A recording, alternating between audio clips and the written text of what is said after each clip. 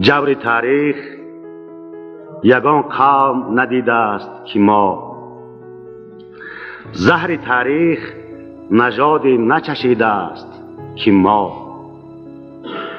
ملت زیر فلک با همه فرهنگ سترگ اینقدر ذلت و خواری نکشیده است که ما.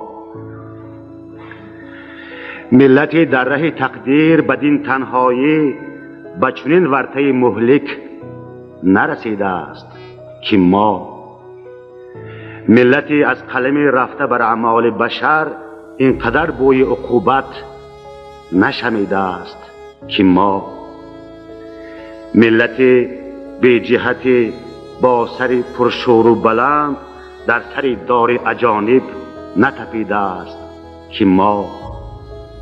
هیچ قومی به چنین ناکسی و ناخلفی خونی هم خون خودش را نمکیده است که ما.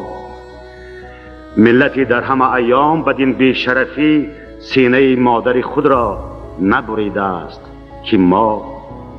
هیچ کس زیر نقاب آمده بحر زر و سیم جگری هم نسبش را ندریده است که ما.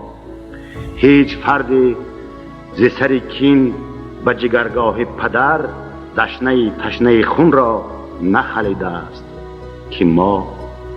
آه و افسوس که در حاشیه تاریخ این همه فاجعه را دهر ندیده است که ما.